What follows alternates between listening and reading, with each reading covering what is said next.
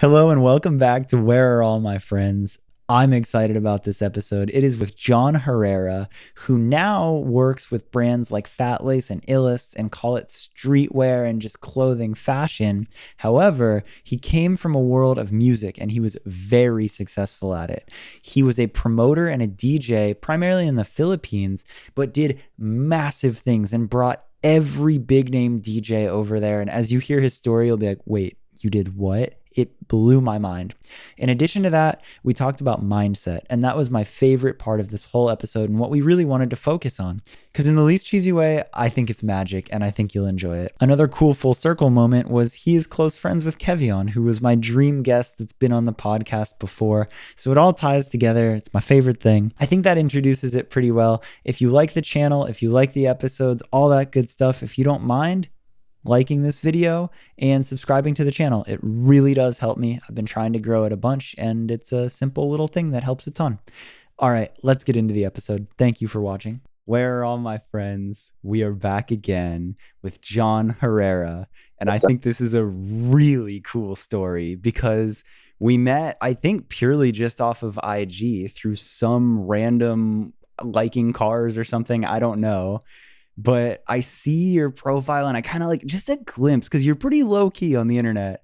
And I see it and I was like, I feel like there's something real interesting about this dude. So we start DMing, and just off the little bit that we've talked, I'm like, oh my God, this is so cool. Oh, and then I listened to the podcast episode that you were on, I believe with your sister, right? She has a podcast too. Yeah. Yeah. What was the name? I'm spacing the name. It was Theoretically speaking. Theoretically speaking. I listened to that episode and I was like, oh, this guy knows. And from there, I was just like, yo, we have to do an episode. You were gracious enough to do it. We were on some crazy time zones, but we made it work. So thank you for staying up late and doing I'm this. excited. I'm very excited. I've only recently, done podcasts the last 4 to 6 months. I was very private before. Then I've been, declining. Then I said, I'll do it for my sister. I'll do it for another friend. This is my third podcast, probably in my. Oh, whoa. I'm Yeah. curious, what changed there? Like, what in your head were you like, you know what? I think during COVID, a lot of people were a little bit lost, and a lot of people were asking me things, and I just wanted to put it on a platform where I could help Mm, people in a bigger scope. yeah. And after I did that podcast, I got so many inquiries, so many people asking me, like people didn't know what was going on, and it kind of gave people hope and inspiration, especially during COVID. So yeah, I did a second one. Yeah.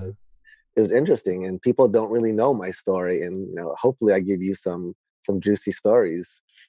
Yeah. Well, I think the best part about this is, from what I know, you come from a background in music, which is a huge amount of the listeners that I have on the show.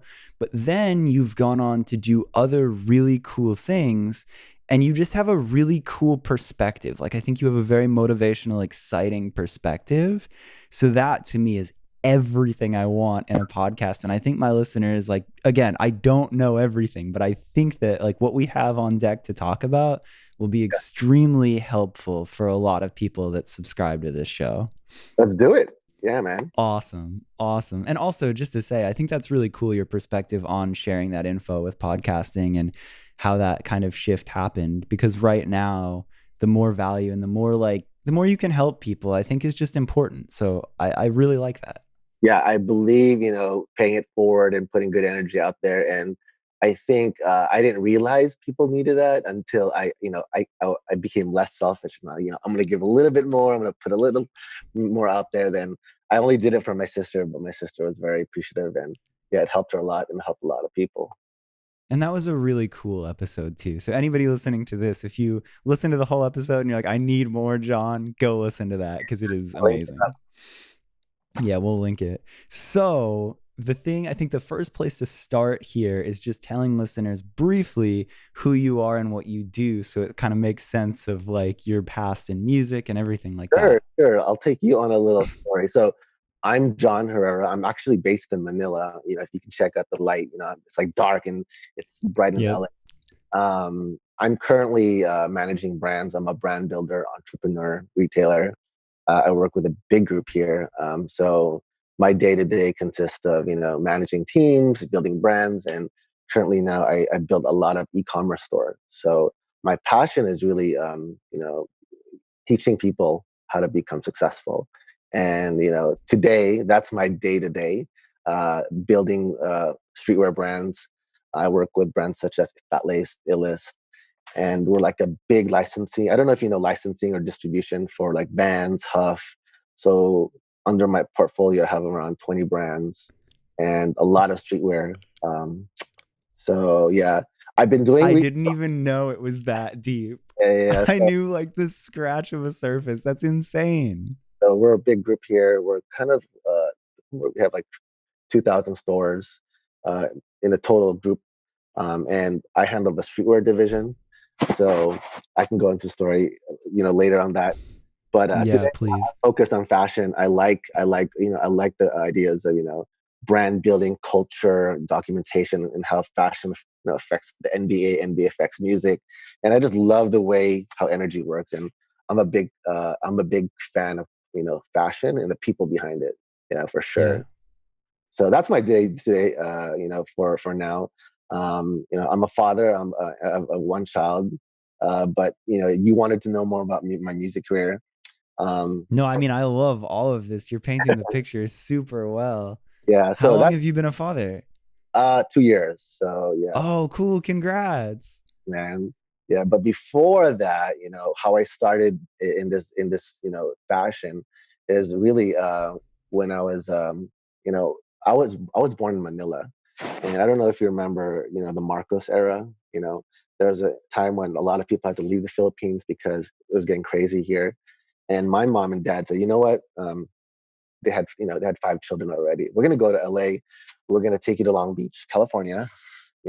A great place to relocate, and we want to move you there because, my dad had a U.S. passport, and we all basically converted.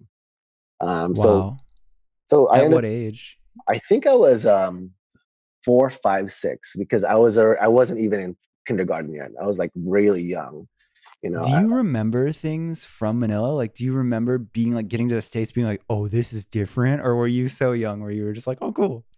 I remember going on an airplane and doing a lot of trips, but I didn't know what Manila context was. But I know now these places, and it's so bizarre because uh, all these places like were famous places, like this place called Manila Hotel, and all these places, where I used to, visit. These are like these are not like everyone knows about it. So, but definitely, Manila is home for me.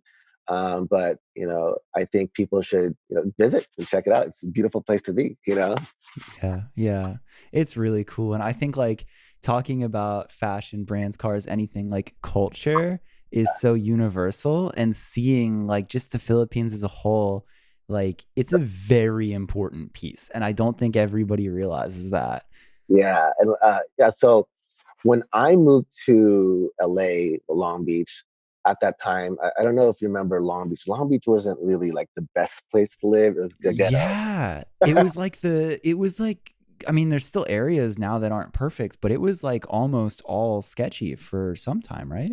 If you remember that documentary about Easy E, Boys in the Hood, it's very, very, very similar to that. Yeah, very industrial. It was just like the port and like, yeah. And at that time, I have 4 sisters. I'm the only boy. So my Oh, three wow. other sisters, they went to a high school named Poly High School. Why Poly High School is a very, very famous high school. That's where Snoop went to school and Warren G went to school. Yeah. Cool. So that's kind of like my first influences in music. And at that time, it was so funny because um, my sisters used to throw parties at my house because my parents used to leave.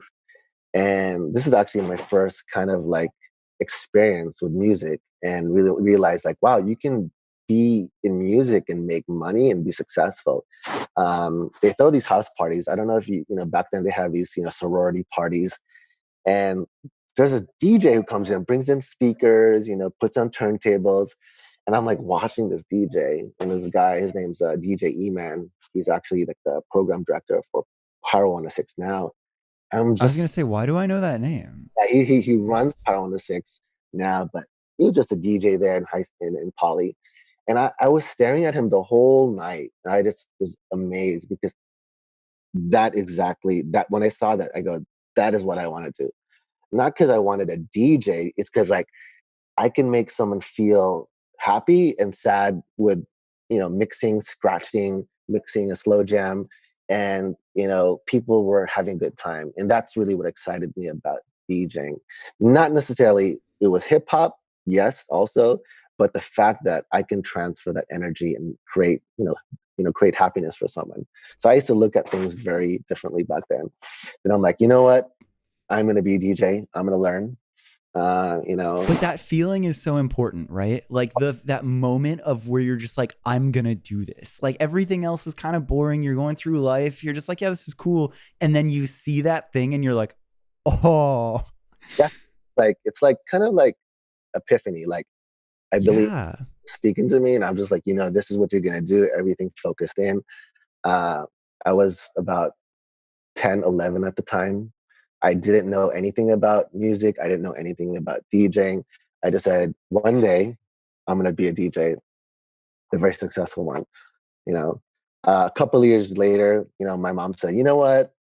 We're gonna go back to the Philippines. I'm gonna take you and your sister back. I'm like, oh man, but I'm leaving my elder sisters, back in LA. I'm taking you with me. So I went back to Manila after like middle school, and I ended up going to high school in the Philippines. I'm like kind of bummed out. So I'm stuck in Philippines. I'm like, whoa, man, no radio, no MTV, no anything. And And by that time, are you just like, oh, this sucks? The States has all these things and take me back. sure, like that's a thing about my story. I go, you can be somewhere out of your environment, of your desires, but you can always kind of like manifest things to, fill in the universe. So, if at the time Philippines didn't have any, we didn't have CD players, we didn't have turntables. Uh, there's no such thing as like hip hop music on the radio. It's all a lot of trance and kind of like disco. It was very different. It was like very behind. And I commit to myself. I'm like, you know what? One day I'm gonna throw the biggest parties. I'm gonna be the biggest DJ. I'm gonna have the biggest clubs, and I'm gonna open up restaurants and bars. And I ended up doing that. Slowly manifesting these things. But yeah, that's really my first influence with music is seeing somebody like a DJ show me that hey, it's possible you can follow your passion, be successful in Yep, music, and make financial success. So that dude. my heart was on fire, and at the time, you know, I always say the what comes before the how, and as long as you know what you want, the how shows up. Okay? Dude, that right there is very powerful. Like that line is so real. Yeah. So, at that time, I don't know, back then, there was these self-help books before what they have uh, now. There was this book called Don't Sweat the Small Stuff. It's a very popular book back then. At the time, the other popular books were Chicken Soup for the Soul Yeah. by Jack Canfield. And I got super intensively obsessed with goal setting because I read from Don't Sweat the Small Stuff is all you have to do is write all your goals, read it before you sleep, and all your goals will come true. And I believed it. And for like 4 to 5 years, I would read and write all my goals, imagining everything in my mind. Imagine like I have no internet, there's no laptop, the pager Yeah. just came out, there's no cell phones. I was just taking my imagination and just saying, you know what, I'm gonna build this club. It's 4 stories big. I'm a DJ. I'm gonna play this music. I'm gonna bring in this act. Every time I bought a CD, I'm like, I'm gonna bring this artist in to the Philippines. I was already creating my script. I wasn't accepting Yeah. reality as is. I was already manipulating it. And that book, Don't Sweat the Small Stuff, basically says write all the things you're scared of, everything that you're scared of, because if it doesn't scare you, it's not exciting you. It doesn't excite you. So I wrote It's too everything. safe of a goal. It's too safe, and like the subconscious mind, only responds to something, the heart's desire. And at the time, I don't really know about, these, law of attraction. I'm just following. I'm just following instructions. Yeah, like you don't have all that much. You have this book. You're like, okay, well, I don't have the internet. I don't have this. Like, I'm gonna write this down. Yeah, man, it's like that. So, you know, uh, sooner or later, I basically started as a promoter. I learned all about the promotional business. I had to Oh, learn cool. how to, basically make money from the door, from the bar, as well as the DJ. So I'm like, And is whoa, this in the Philippines? yeah, you know, Oh, wow. but, Okay. um, I was at 21, 22. There was this bar that was supposed to close. They're like, John, we're going to give you the worst night, Tuesday. You have 2 months. We're going to close. I'm just going to throw you one night. I know you like this hip hop stuff. I know, just give it a try. But next thing you know, we kept that venue open for 7 years, and we were breaking like records on sales every night. So Wow. I made my career as a promoter first, and yeah, after that, like a lot of club owners started approaching me, and they said, you know what, John, we've never seen anything like this before. Let's open up a super club, And my venues grew from 500 to 2,000 to 3,000 to 20,000. Those were the size of my parties. So yeah, definitely. Dude, Yeah, that's real. That is on a very high scale. when I talk about it, I'm like, it sounds easy, but when I think about it, it's like, whew, I remember all those nights when I'm just like I look at the crowd, I'm like, it felt like Vegas. I'm like, what? So yeah, Yeah. definitely, I was very obsessed with learning how to be very clear on my intent, writing it down, and obsessively, fall asleep. Even Kevion used to tell me this, write your goals and fall asleep, even when you're dreaming, like you're smiling, you wake up smiling. And that's how I, went through my routine. It's like, I'm DJing, even two people were in the club, I'm still smiling. I'm bringing out that energy, like I'm acting as if. And, Yeah. things were just happening really fast for me. Oh, So wait, two questions there. sure, sure. One, for context, was there anything else like that? Like at what level, what other comparable events were happening in the Philippines that were like 20K people? Like was that a pretty rare thing or like Well, I'll say it was pretty rare for someone that's new. That's foreigner.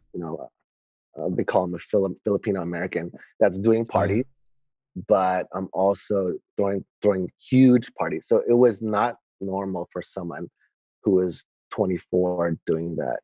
Yeah, I was gonna say, like, I feel like that must have been making some waves, and people would have been like, "Oh, I now have to take you seriously," because like that's real numbers. Definitely. Yeah, I think at the time I had a lot of people to prove because the industry at the time it was run by a different set of people today, and music was very different, and there's politics in these types of situations. So I was just the guy who's friends with everyone. I didn't make any enemies. I was cool with everyone. If I made the bar happy, if I made the venue happy, if I paid all the DJs, if I introduced all the VIPs to the celebrities, everyone's happy. So I was kind of like Hey, figured it out early. I like that. running the city for a good 10 to 15 years for a while.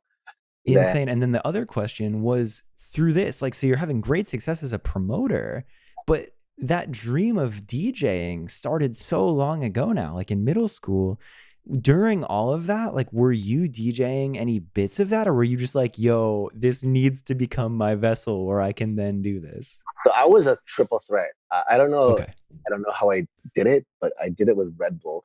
But so every night, I don't know if you know the whole system of a club works. There's a promoter, there's a DJ, and there's a club venue. I was Hmm. always three in one because I ran the venue. I would DJ, I would sometimes MC, and I would book all the artists from international. Oh, So I was very uh, keen on everything. So why I was into that because I used to watch a lot of Puff Daddy documentaries and Russ cool. Simmons documentaries, and I love the way they used to produce everything. in terms of the culture, the styling, the music, the bottle service. And I was obsessed with everything. And the execution for that, I learned from watching VH1 documentaries about, how he built Bad Boy, how they built, Murder Inc. I just used to watch all these label stories. But I'm in the Yeah. Philippines. I'm not around New York. All I had was this VH1, you know, DVD player. Yeah, I was gonna say, like, I feel like you're painting this picture of a kid who's absolutely obsessed. Like, you found your thing, you found your calling, and then it's just any amount of information or media or anything you can get. Like, it's not the internet. Like, you're like, I have this, I have these DVDs, I have this documentary. Like, give me everything and whatever you could find. Yeah, it's like, where's the Source magazine? Where's the Vibe magazine? Like, take all these. Yes.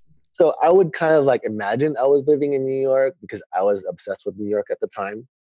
But my role model at the time was really, the Sean Combs empire, how he built Bad Boy, how he crossed over to fashion, and how he crossed over to, alcohol and marketing. Yeah. Because he So was almost, I don't want to say he was the first, but I remember, at least in my young ages, he was like the first artist where I was like, I remember you as Puff Daddy or P. Diddy. And then all of a sudden it was like, oh, yeah, you're outside of music. Like, you're doing other things. Like, it was probably one of the first times that I saw that artists did that. yeah, he mogulized the term, and I think he put the perspective as businessman, not just an artist. And I Yeah. respect that. And he used to open up restaurants like Justin's. He had a steakhouse, and I was impressed. And I'm like, the funny thing is, every time I see something, I always say, I can do that, and I want to do that, and it just snaps into reality, and just things just happen. And no formal training. I didn't go to any culinary school or restaurant school. I think it was Dude. desire and will, just trying to make up for it. But yeah, whenever I said, like, yeah, that the club, I want it that big. Yeah, whatever towel looks like, I want it that big. Whatever lighting set, Yeah. I just copied and pasted because I didn't understand the concept of no, or I just did it. Dude, that's amazing. So throughout all of it, you are DJing. Like, this is all succeeding and you're in it. You're doing it. My relationships stemmed from DJing. It's because I think in the DJ community, it's so hard to make money, but I reached out to all my friends in the States and brought them to Manila, maybe 30 DJs, Whoa. from LMFAO to all the power DJs to, all these artists from, Steve Aoki, uh, Cascade. I had like super, super deep relationships with these guys. So all And my what year is that? I don't know if you were familiar at the time when electropop used to be popping, when Cinespace, Mid to early 2000s? DJ AM was alive. Oh, yeah. So it was pre AM, during AM, and post AM. So this is when like celebrities would be paparazzied outside of Cinespace, and Kanye show, Yeah. and we're there. And we see Lindsay Lohan. So like this is a lot of that pre Twitter. It was all basically MySpace at the time. Dude, what an era to be like And in I had it. no camera. I'm like, I wish I could record this. Let me record it. But we had no camera. We had Blackberries. But yeah, I think one of the important thing about me in the nightclub spaces, it's all about relationships. And all I wanted to do was meet my idols. I'm like, how can I meet my idols, have fun, make money, and be inspired? And I'm gonna book all my favorite DJs. So I went, did every like a list of 50 people. I probably booked 48 out of 49 out of 50. The last person that I didn't book was AM because he passed away that month. So Dude. crazy. So yeah, I think when I started connecting with all the DJs, I just started to understand, like, whoa, you guys are successful and you guys can do this and travel the world. You know, I didn't really want to be a superstar DJ. I wanted to be more of like enabler to teach people about the business. But I didn't really want to be touring. That's something that I didn't want to do. I just wanted to meet my idols. So yeah, that was just so fun, and and meeting likes of Avicii, all these big DJs that I just used to like. Lil Jon, I'm like, you're meeting Lil Jon at his peak of his career, and you're like, hey John, what's Yeah. up? And they're just all, just all cool. So I was very, very blessed to to DJ with them and even produce the shows. Wow. Was Lil Jon like the way that I think of him? Was he like, what? Like he was like full on that or regular dude? He's very tame, but when he has to put on the Little John hat, Okay. he's the guy. So That's yeah, funny. I So, go ahead. well, with that, so like, cause I was gonna say, like, you strike me as like pretty like humble and not trying to like be like the star, like, hey, look how big, crazy artist I am. And I was thinking that I'm like, okay, so you're clearly having success. You're doing all these things with every top DJ at the time, DJs that are still insanely huge. I would have to, or there's a world where I would think that you'd be like, yo, this is it. I'm gonna be the artist thing. You were probably making decent money by doing all of that. Like, I'm surprised that you weren't just like full on, I'm doubling down. Like, what was that decision? Because here you are in a totally different industry.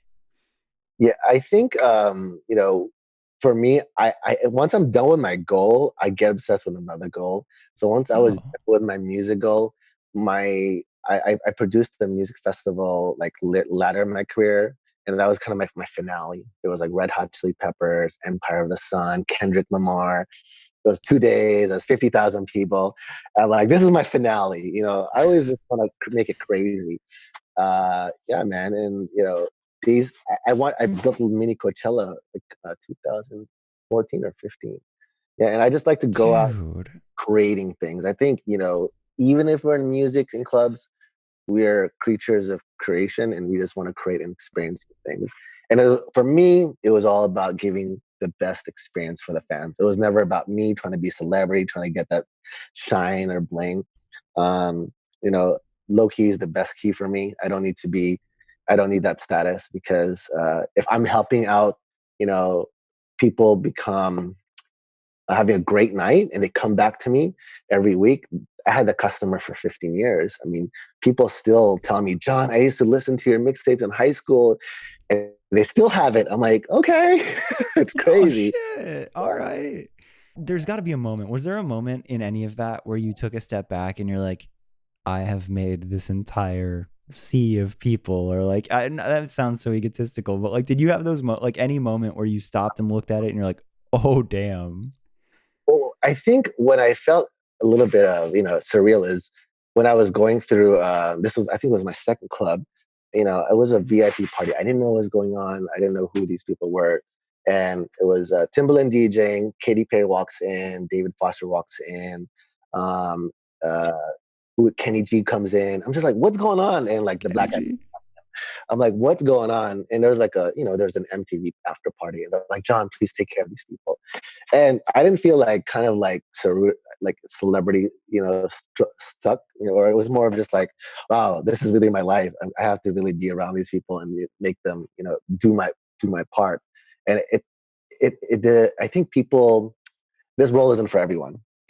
Not a lot of people can do this role because it takes a lot of confidence and it takes a lot of risk. And you have to be a very crazy person to believe in yourself. You have to have super confidence in yourself.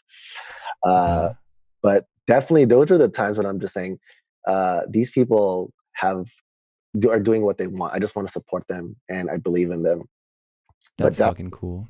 definitely, Dude. Okay, so then, because I want to rewind to like a couple pieces, but sure. before we rewind, so you do it. You did the festival, you had this insane amount of success. You really like, to no degree could you argue that you didn't do the thing. Like that's it. You did it. You won the game. Was it like a pretty definitive, or like was it like a pretty decisive decision to be like, okay, cool, I'm done, I'm gonna pivot now? Was something on the horizon already, or how did that work?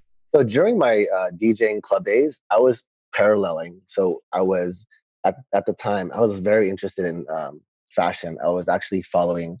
I don't know if you knew Kevion's best friend, Jonas. Jonas. I was Yeah, dude. a fan of LRG, and I used to follow Jonas because his mom was the teacher for my sister in kindergarten. If people don't know, Jonas's mom was a yeah, kindergarten teacher. no, his stepmom, because they have a big adopted family. And I only realized that when I said, you know what, there's this guy named Jonas Bavakwa, and my sister says, oh my God, that's my teacher. I know Jonas, and they were classmates. So it all connects somehow. And I'm like, oh my God, I love LRG. And I Yeah. started, appreciating the fashion and the business.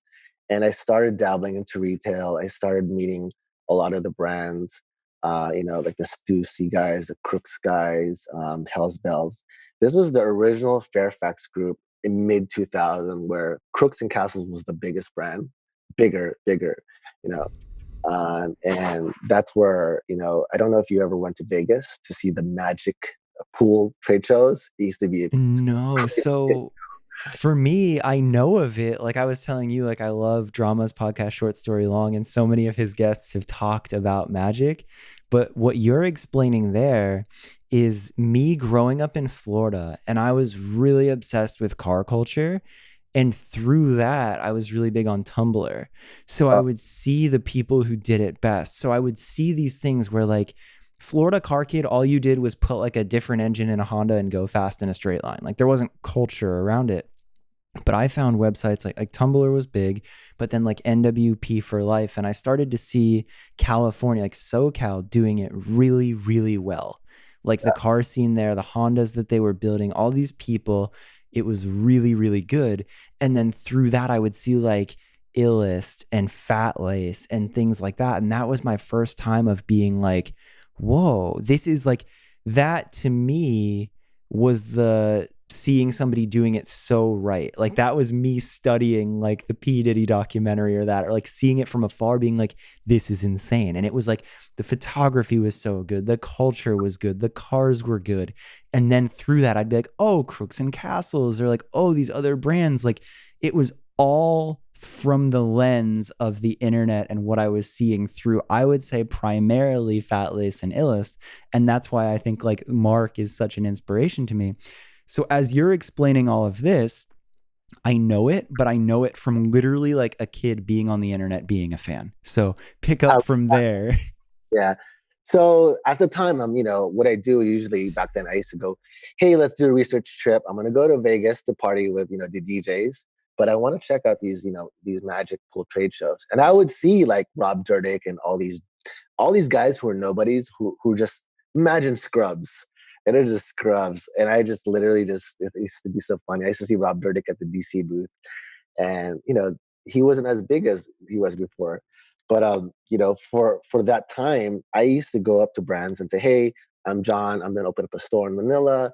And I locked in brands, like Crooks, Hell's Bells, Huff, Stussy. And I just made a relationship. Did you get LRG at that time? Yes, I got allergy at the time too. Yeah. Amazing. So my biggest thing is just like I want to bring your brand to the Philippines, and I talk about my store. My store was called Gray One Social. There was a Gray One in LA, so I had a partner there. But Gray One was the original streetwear store in Pasadena that launched Hundreds, that launched Diamond. So they were the core guys launching these guys. So it was pretty interesting seeing what they call the OGs. Uh, Yeah. and seeing them. Then, like, at the time, I didn't meet Marc yet. My friend Mikey says, hey, there's this guy, he likes to build like these websites about cars, but he's into fashion. You should meet him. He's going to Manila. I said, okay, I'll take him out. And I said, yo, I said, oh, it's Marc Arcenal. So Marc used to go to Japan a lot because he used to do a lot of stuff with Fujiwara, all those guys from Japan, because he never really went to Philippines. But I said, yo, Marc, you got to bring Illest and Fatlace to the Philippines. And I introduced him to my partners for like a distribution deal. And Marc saw the world and change. From then on, he goes to Manila 4 times a year.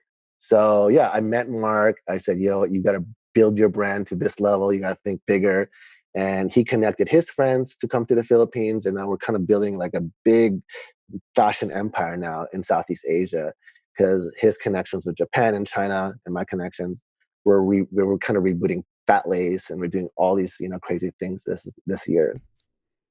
Dude, I didn't realize that like like this explains so much because I had a feeling I was like, hey, dude, you're like so in it.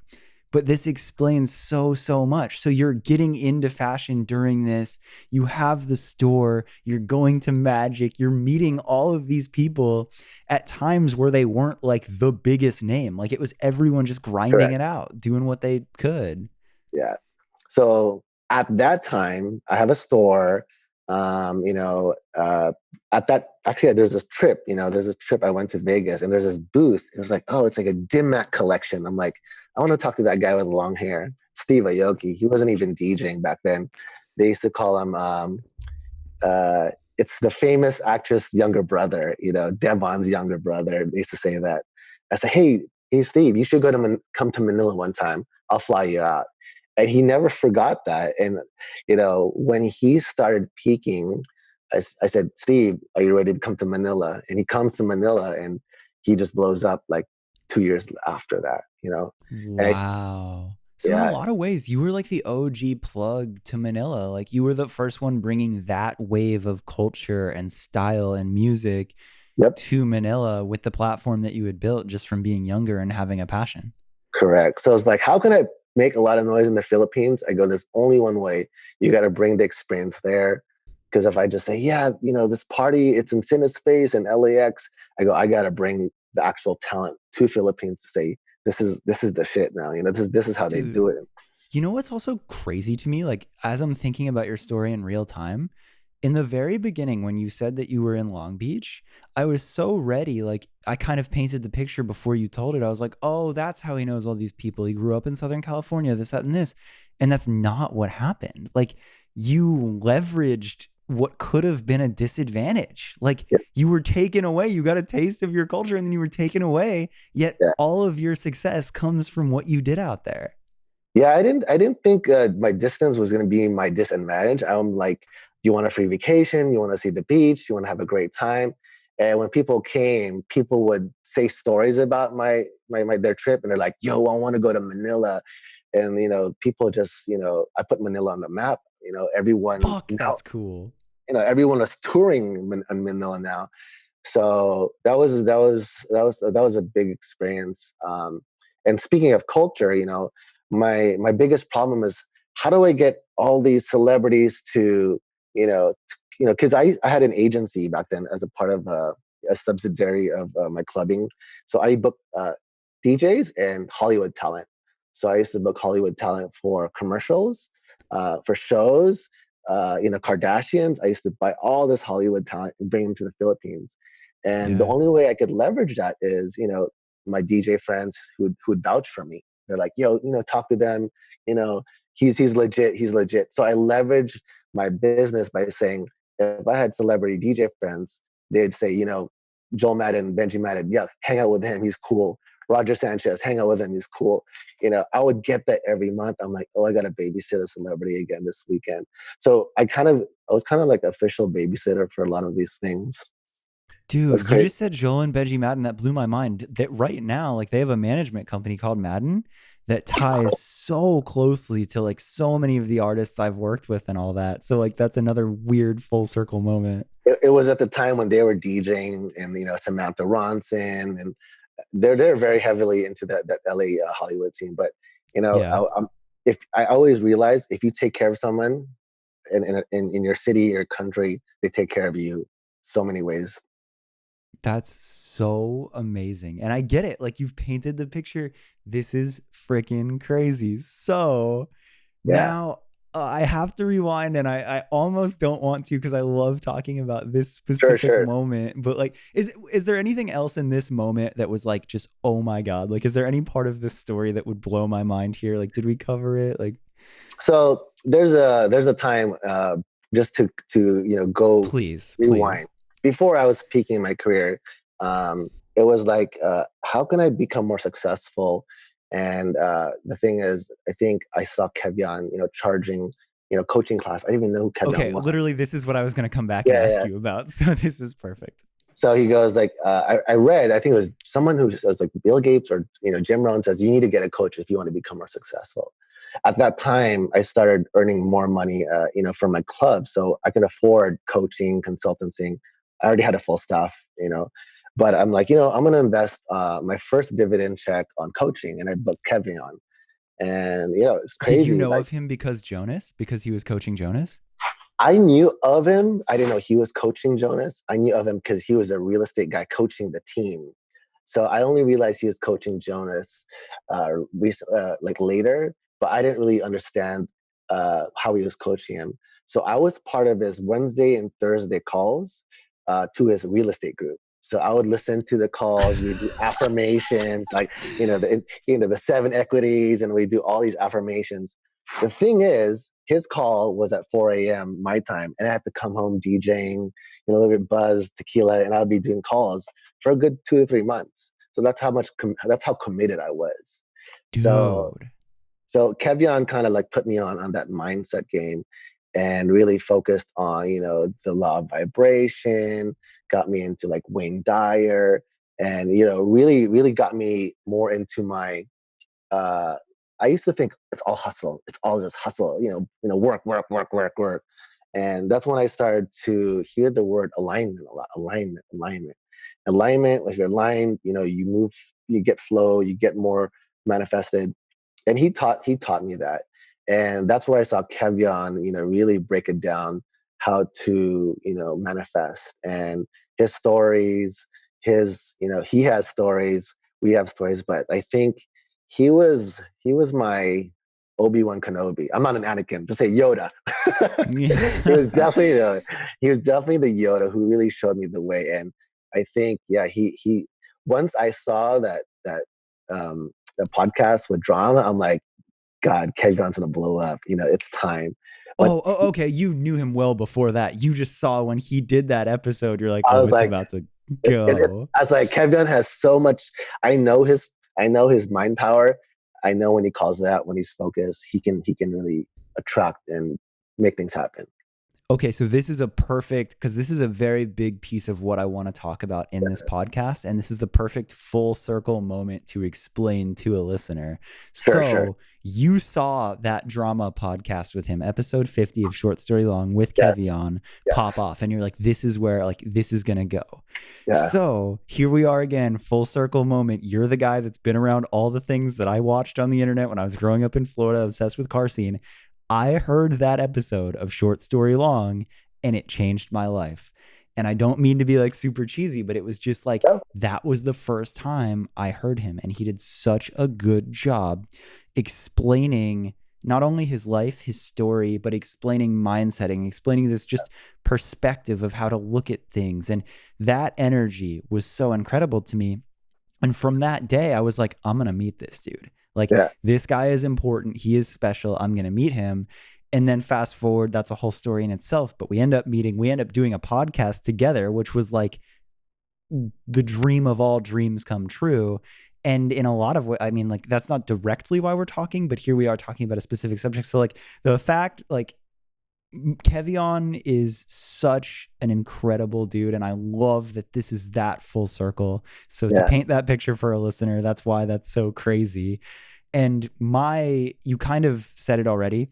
When you posted the podcast on Instagram of him and I talking, he responded to me with you. There's a clip of you, Project Mindset OG 2008. And I believe you're standing in a high school listening to him speak. When he sent that to me, I was like, oh, you must have gone to school there. But that's not it, is it? No, no, man. He was like, yo, I remember that day. He's like, yo, come to this high school. We're gonna go talk to kids. I'm like, okay.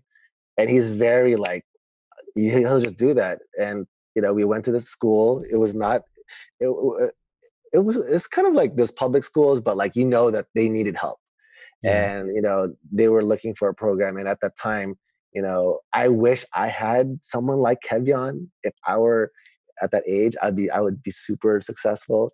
But I think yeah, Kevion was at the streets preaching. I was part of that movement, and people don't realize that video is classic. Project Mindset. Dude, I mean, that's the thing that like it blows my mind and it's so inspiring. It's so cool to me is like none of this success was overnight. Like now it's easy to look and like a lot of people like myself, like hearing him first on Short Story Long, like that was 8 years later, maybe Yep. longer. Like he's been doing this and you've been doing this and all of these people that we've talked about, Marc from Illest and Fatlace, like everyone's been doing this. And that's a really interesting thing that I like to talk about on the podcast, because I think Instagram and the current scope of the internet can Mhm. really mess with your head, because you see these people killing it and you're like, dude, why not me? And it very well can be you. It's just, it takes real time and real work. Yep. Kevion, with me, I think the biggest learning with Kevion is really how to, check yourself and, how to keep the ego out of it. And once Yeah. you learn how to, surrender that ego, like things fall into place. And it's always a challenge. I mean, the people I'm around with. The reason why I'm working around with them, because I'm super inspired around them.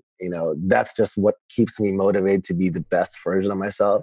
And if I wasn't, who would I be? I think it's just kind of like sharpening, the sword and being around the best people.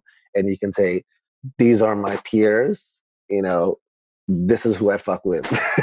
Yes. Yeah. Yeah. Dude, it's so powerful. Yeah. Yeah. So, because again, so this is like what I wanted to talk about mindset, and I think like I want to talk about your experiences with Kevion and like that becoming real to you, and also for a listener, just to paint the picture better of like maybe if it did feel like something that was like a little bit like, what was the word you used? It was so good, just like cheesier. I think, you know what, I'm a super cheesy person. I'm a super dreamer. I think if you're willing to take that cheesiness and be excited about it, and Yeah.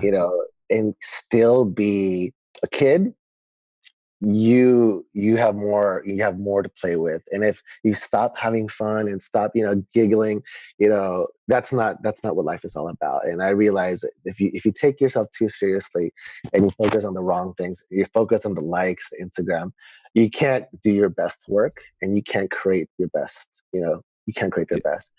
That's really cool to hear you say that, because as I continue to grow up and become more and more of an adult and this, that, and this, it's like you have those heavy things in life that weigh on you. But I always have this feeling where I'm like, this can't be it. Like that doesn't seem right to just like become serious and heavy all the time. Like the whole fun and not taking things seriously is what it's all about. So hearing you say that, I'm like, yeah. Yeah, But man. I was going to say, so take me back though. So I'm really interested in I guess the days you had already read a couple books, you were already writing goals Mhm. at a very young age. But Yeah. then, like you said, like that first thing you invested in was a coach and Yeah. working with Kevion. So, like, what was it like? Where did all of these things really start clicking? And you kind of said it already, but some of these fundamental lessons you learned and like that coming together with you having maybe some light bulb moments where you're like, oh, it's real. Like, because you were like, it used to just be hustle. Well, you know what? When I had a coach, I started then going to seminars. I then started going to these like weekend seminars, and these aren't cheap seminars. Like a seminar to see Jack Canfield is $10,000 to for 3 days, 4 days, all you can eat food, room tickets. And I brought my sister with me, and she was my business partner. And every time I develop myself, read a book, go to coaching, things would just blow up in my face in a good way. Yeah. And I wouldn't say because I was working harder, because I was identifying my limiting beliefs and what was stopping me from my own success. So a lot of it is really internal work and understanding, like, we all have that voice in our head that kind of blocks us from, it's just holding us back. And if you learn how to, you know put that out of the way and just follow your bliss. And I always say the stare shows up. Even if when you have faith, it just shows up. And it sounds cheesy, but it works. And when I started to believe I had this, you know connection, or I had this relationship with the universe, I started playing with it where it wasn't even serious.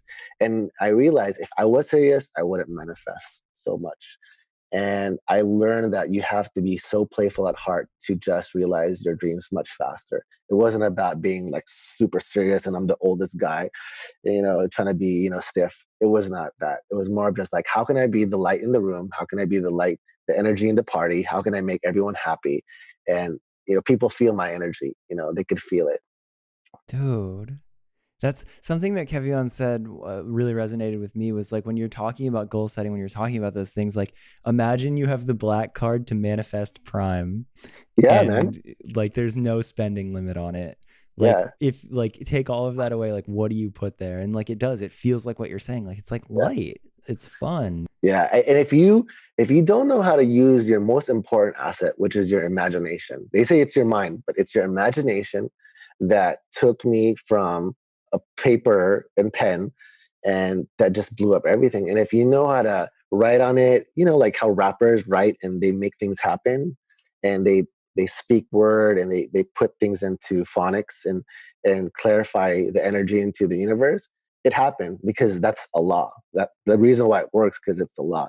And if you know how to trust that law, the reason why I actually wanted to know more about law of attraction is to marry my wife. You have to have a desire. Yeah. Dude. Yeah. That's it. That's crazy. Did it work? Oh my God, I have to hear this Yeah. now. Well, I mean, here you are, you're married. so funny thing is like, so funny. Like I was DJing in Manila, and she walks into the bar, and she was like, I was introduced to her by a common friend, and she says, "Oh, I'm living in Singapore, but I'm going to Pepperdine next year in LA. I'll be going to college for 4 years." So we did long distance for 4 years, and I'm like, I'm gonna manifest everything so I can visit her every month and see her and do 5 things at once. So every time I went to LA, I'd see her. I'd do music, I'd do fashion, I'd do meetings. I did that for 4 years, and I was only 26. So I was able to manifest that. And I said, once you're done, we're going to get married, we're going to have kids. So we're here upstairs. Father of 2 years. Yeah. Dude, Yeah. what are some other things like I love this and I love hearing like your real life examples of it because to like it's coming from somebody who's really achieved some things and you've done amazing things. So what are some other things like once you've really started thinking with goal setting, mindset, manifestation, aligning with yourself, like what are some other like cool moments of that just working? I think what was cool about you talk about culture is when I built my company, I never would just kind of like teach them, by order. I would just say, hey, first thing we're going to do is read Brian Tracy on sales. 2, we're going to read The Secret. 3, we're going to read about law of attraction. I would do unorthodox training, and they would carry the company success without my help. So I was kind of teaching them the superpower and kind of use that mindset, like what Kevin's doing now, and it gave me the ability to travel and become more of a leadership coach and not try to be a bossy CEO type of coach. And they were killing it. They were doing great in the business I was in. They're booking talent. They're closing sponsors. These were all interns to basically they're superstars now. So what's cool about that is this stuff should be taught in college, but it's not. And today people need this information more than anything. And if I could help people, get over, a mental block, some type of, emotional stuckness or just fog, and give you clarity. I mean, that's all I wanted for my staff is just how can I give you guys an opportunity to learn, work with me, and become successful. And I enjoy when people become more successful. That's kind of like my thing. It's not really about my limelight, and that's just weird for some people. And I think yeah, people don't realize that's kind of like makes me happy, like, oh my god, I'm so proud of you guys. Well, So one, I can speak to that firsthand because literally before we even did this podcast, you were introducing me to like dream guests of mine, and you're like, yeah, yeah, yeah, do it. But I think that that has to come from a place of like you've had your success, right? Like you don't have anything to prove. You don't need to have like this ego thing. Like you're killing it. So now when you can help other people kill it, that has to be so rewarding. yeah, man. I think what's funny is once when you help people and you see how big they get, you're like kind of proud. You're like, wow, I know that guy. I can say, I'm on the podcast with that guy. There's so many things, but I think success is shared, and I like just helping people and paying forward, especially in music today. People need that type of help. Yeah. So, okay. So, going back to that and to try to give some very helpful advice to anybody listening. So, you've listened this far. You're like, all right, maybe this John guy, maybe he's on to something. It seems like he pulled some pretty impressive things off. Where does somebody start? Like without reading a book, without anything, like what are some very powerful tools that you can just start doing to like start thinking a little bit bigger and practicing that imagination muscle? So there's an exercise Jim Rohn, I think, used to put together. If you had 1 year to live, what would you do? And just write on the list, and your priorities change. What would you do? And if you had 1 month to live, what would you do? If you had 1 week to live, what would you do? And you start to see the real answers to come out. What's your Wow. desire? What do you want? What do you want? A car, a house. After you get clear of these material things, you're going to look for purpose goals, more intention, more depth. And you go, I want to help people. I want to teach people. I want to be more connected with my intuition. And you find a voice that you've never heard before because you take out all that, the car, the G-Wagon, the Porsche, all that stuff, you know, is your first wishes. But if you look deeper, and you're going to have some really big purpose goals, and you're going to realize this is the one. And if you ask yourself the right questions, the answer will just pop up. So first question is, what do you want? And if you ask yourself what I want without even saying, oh, I can't do that because I'm old or young, you're listening to all the excuses. Just write it down, and write it down as fast as possible before you hear the negative. And that's what I used to do. I'd lock myself in a room. I'd write everything down. Even I think it wouldn't happen, I would just practice the fact that writing something down and I felt it was real made me feel it was real. And if you can practice that and be brave, um, you'll see a slight shift in a lot of things on how you approach life. And you don't need to write, you don't need to read a book, you don't need to watch a secret. You just need to know, if I'm feeling good, I'm attracting good. If I'm feeling bad, I'm attracting bad. It's very simple. And if you can stick to that philosophy, you know, your feeling will always be the GPS to your heart's desire. I love that Yeah. so much. Oh, wow. That's great. And that's like very real. And I don't even need to say anything. I agree with all of that. That's amazing. One thing that I talked to Kevion about when we did the podcast, and I'm curious of your perspective, is there's times where, like, most of the time, 80%, I don't know, I'm pretty posy. In a pretty good Mm, headspace, but like, there's just times where, like, I'm bumming and I'm focusing on the wrong stuff and I feel it. Like, I'm angry about some delivery that didn't arrive in time or some fee on a credit card or something, and it's the yeah, wrong energy, and I know that, and I still can't get out of it. So yeah. for you, do you have any tips, or do you have any like practices that you want to manifest, you want to write all these things down, you want to be in that good headspace, but sometimes you're just in a weird day? How do you get out of a funk? Well, for me, I'm human like you. I mean, today I had some people were delivering furniture, and I was on a call, and I was kind of flipping out. I'm like, what's going on? And my wife Yeah. laughed. So you're gonna be tested, and that's the part of mastery. That's part of alchemy. That's part of the process where you become, I would say, you become Teflon. Everything you have to be punched in the face 100 times to develop that grit and that kind of smoothness, and realize that not everything realizes needs your reaction. And if you know how to control your emotion first, it takes a lot of time and age age after age. You need to learn how to be more patient with yourself.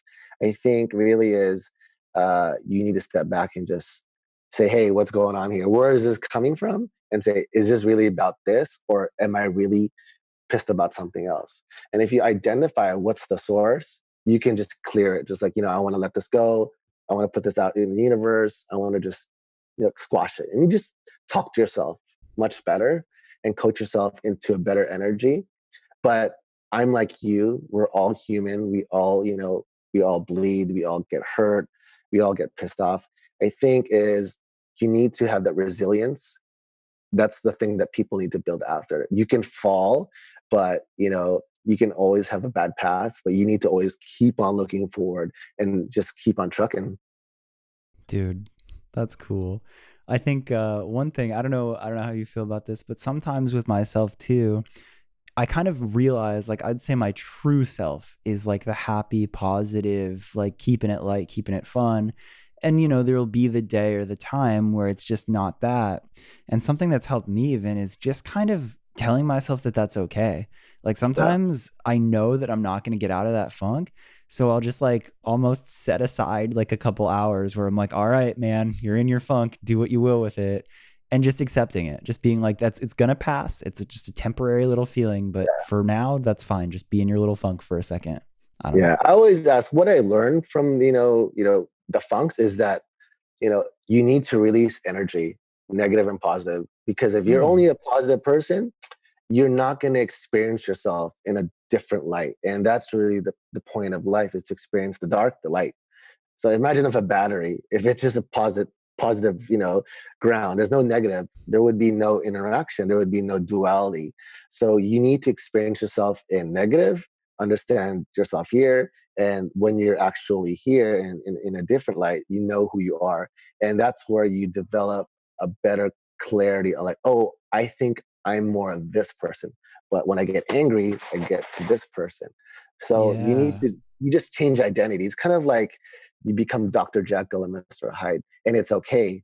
And it's okay to be pissed off. You don't have to be, people think that you have to be happy all the time.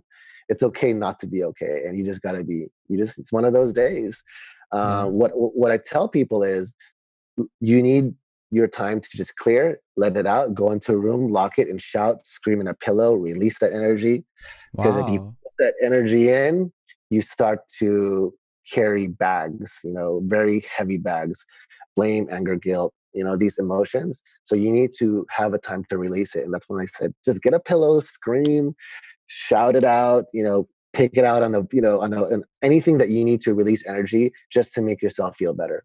Dude, honestly, I love that you say that too, because like sometimes like that and having a good car scream sometimes, like, What the fuck? yeah, dude, you just get into your car and it's like you're finally like on the high road or fuck.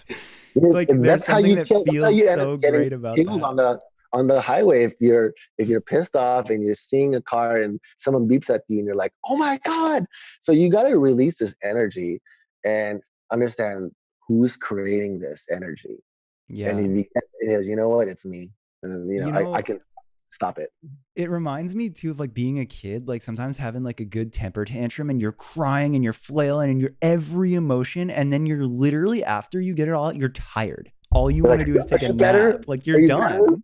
Yeah, And it's I like have a we son don't do now. that as adults. He does that. He's like, can do you want to express yourself more? He goes, yeah. Yeah.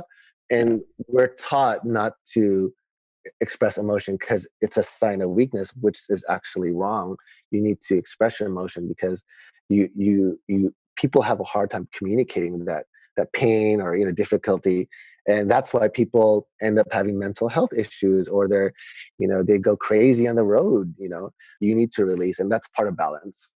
Dude, this is probably the first time I've ever talked about this on the podcast. And I love that you're talking about it so well because that's cool. And I think that maybe a problem or a hard thing that I've had in the past before I was so on board, like the mindset aligning train, was just the like, yeah, like I get it, but that's not always the case. So it's just cool to hear the other sides where it's like, it's not always the case, but that's Yeah, okay. And like you can just release that energy and then you can continue on. So that's so well said. I thank you. That's great.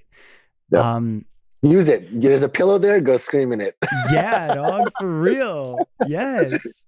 I Yeah, love that. And then okay, so now you're back to your posy energy, you're back to yeah, yourself, you've released that energy. yeah. Like with as far as goal setting, I'm curious for you when you are writing out goals, like how often do you write out your goals now in your current life? And what like how specific or how broad will they be, or is it a combination of both? So when I used to get inspired by goals, it usually used to be on travel trips. I would just randomly, if I'm in the airport or I'm like seeing some type of store or like in a mall, I get like, I don't know if this happens to you. You get like a download of information. Like it just goes zoom. I'm like, hold a minute, wait a minute. I'm I'm gonna write this down. I'm just like hearing music. I'm trying to write this notes down. This taco's so good, taking a photo of it. Yeah. I want to tweet it. I want to do something with It's it. everything. So You like don't know what to do. Yeah. so inspired, yes. I think what you're always shifting to new ideas and curiosity. I think for me, I use a reverse engineer uh, system where it's like, what do you want? It's called like go to the end, and how does it look like? Tell me what it looks like, and my mind will find it for me. And I just need to know how this place looks like, how it feels, and the bigger or small goal, it doesn't really matter. But I need to be very clear. Is like go to the end, tell me how it feels. And usually I can't really talk about goals until a feeling before I go into like the visual or how it looks like. So I always look at the feeling. What do I want to feel like when I achieve this goal? Then I reverse engineer. Then I just get all these like downloads and people or like random people like I meet. I'm like, oh my God. So for me, when I goal set, I'm very clear that it has to start with a feeling, and that feeling is a frequency, and that frequency I need to know exactly what I want to achieve, whether if it's a money goal or a lifestyle goal or a travel goal. It can be anything. I have like big goals, small goals. It can be anything. So there's Yeah. no really process. It's just like what excites you, because when you're excited, you can't stop the energy. It's like, oh my God, I want to do so many things. But you need to know how to like just pace yourself and just like, what did I just experience, and just trying to filter that in. But definitely, if you repeat it and you figure out what your core goals, it comes to you faster if you identify the feeling. Yeah. That's I definitely love so far. that. I Yeah. love that because I think something that I've experienced in my life and only more recently have like realized how powerful it's been is like one of my mentors in music. Like they recently just opened this incredible label HQ in LA all before Corona. But like being in that building, opening that door and seeing the furniture and seeing the space, I had always had a feeling of like being like, this is like the type of space that I want to be working in and creating and like interacting with people. But then when I saw that building and I saw that it was real, something shifted where every day that I would think about like my end game, I had like this tangible feeling, like down to like the really weird specific things where like I could feel the feeling of the door handle of walking into Mm. that building. And I could feel how the wood felt on the desks and like things like that. And that, like, that's part of the picture that I paint. So that's really interesting how you say that. Like, Yeah. I think that replaying those feelings in your head, like, it just makes it feel that much more natural and like it's a real thing. But maybe seeing that those things are possible, or like, I don't know how, like maybe I'm articulating this poorly, but dreaming big, but then backing it with something physical to Mm. then like when you know that real tangible feeling or Yeah. see it, it's so much easier to replay it. Yeah, it's easier to recall the feeling, because if I say, remember your first slow jam dance, you're gonna think of that song, you're gonna think of that the girl. You can only identify through the feelings. You can't like describe it because you have that relationship with that feeling. Yeah. And in quantum physics, they said everything is created, but we live in a world of resonance and vibration. And if you're a musician, vibration, resonance. It's how chords vibrate together. And if you can keep on hitting that signal with that feeling, whether if it's a nice office or a nice table, it will show up into your reality. Yeah. That's Or what I even learned. as a musician, like being Yes. on stage, like knowing the Yes. feeling of like being on that stage and like Yeah.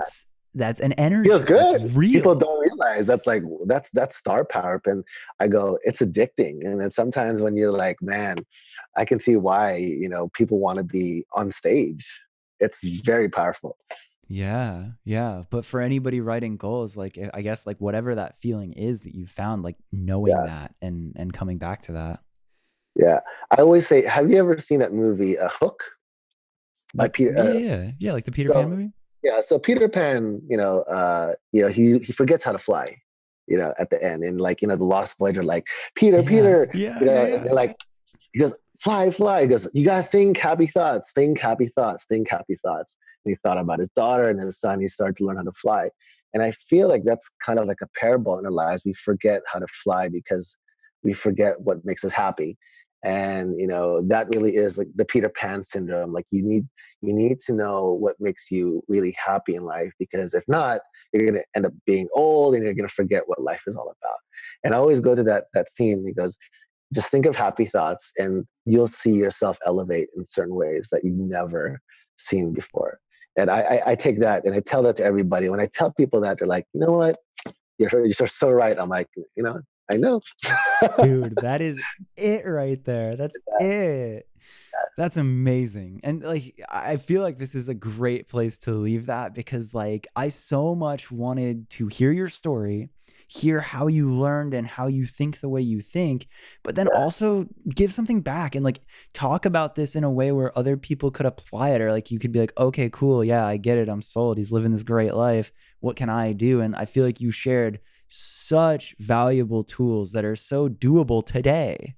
Yeah, you got a short version. I'm trying to, like, I could have gone to different ways, but if your listeners want to hear more stories or have more questions, I'll be more than happy to help you with to support Dude, your listeners. I would love that. And I kind of always say that like any type of a popular episode, or like I love to tell somebody's story for the first episode, because you understand where they come from. You understand what got them there. You have a certain like respect. But from there, if there's ever an episode where we just say topic, we're going in this topic, you already know who Jon is, you already know who he's about. Today we're talking about this. Like I would be honored to do some of that. Yeah, man. And like it's so funny because like during COVID, like, currently I'm working on music again. I got back into music. Really? As I told you, I'm working with a label that's actually signing, Asian American artists crossing over. You know how this hip hop scene. Yeah. And literally, I'm manifesting features, producers, managers, like Empire Records, like Triller, like all these things happening while I'm in the Philippines. So I'm having all these calls, working on these releases, and it's happening because sometimes you forget your first love, and I always say music is my first love. But since I've been so busy, having a 2-year-old, I've been like just vibing out to music. But when I write things down in my notebook, if you have a sticky notes, I don't tell my wife what I'm doing. I write it down, and things just like pop into my reality. Like, oh, someone called. Did you know about this? Did you know about that? I'm like, oh my god, like it's happening again. So I'm on my second wave again. Today, I'm gonna go back into music, looking at producing, for some artists and looking at managing some artists as well. So that's kind of like what I'm doing now, aside from my fashion gig. Yeah.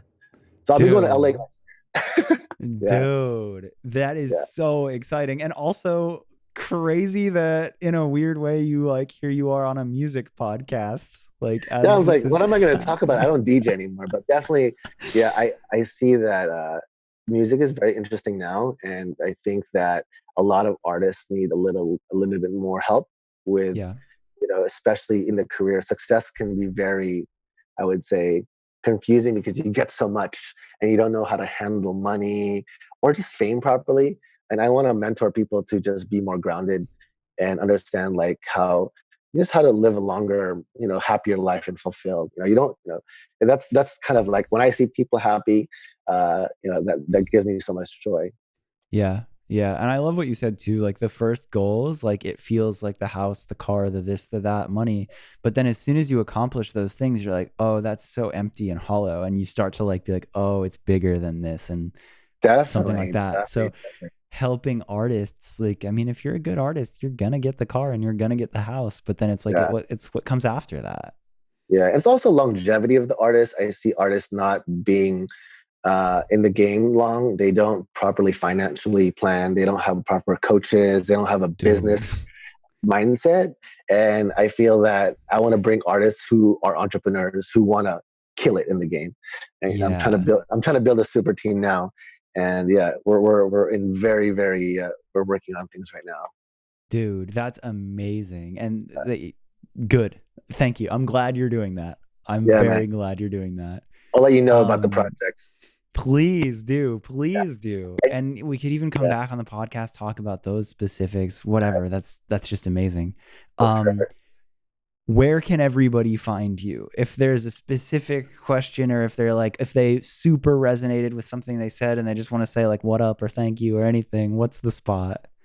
Just my IG, it's Limitless John. I don't really post anything, so just hit me up, or my email, John Jon Herrera Herrera at mac.com. If you have questions, if you're, I noticed that you have a lot of music people, very interesting. I'm gonna finish all these podcasts because it's interesting seeing you talk about it, and now people are becoming more comfortable talking about things like this, which Yes. is I used to do this like 15 years ago and I felt like an idiot. Dude, well, it's like I I feel you, because it wasn't until drama did it with a slightly different industry where I was like, wait a minute, like people talk about this. This is everything I've ever wanted to talk about. So Yeah. for those who align with it and get it, I'm so happy that anybody cares to focus and listen to a podcast like this, because it's the world to me. And it's cool that you have been there and done that and are on a similar Thank you, vibe. man. Thank you, man. This was a freaking honor. Thank you so much. Thank you, man. Thank you. I hope I added value. And if you have any questions, I'll be happy to support your guests and Do your you hear that, guys? This is crazy that he is yeah, just man. like, yeah, what up? Hit me And, up. This is and a, you have, I told you I'm going to give you two guests. So I gave you Mark and oh, you Eric. did. You Yeah. did. And listeners, you will see just how much John came through soon, but I am beyond excited. Perfect, man. Thank you, guys. Thank you so much.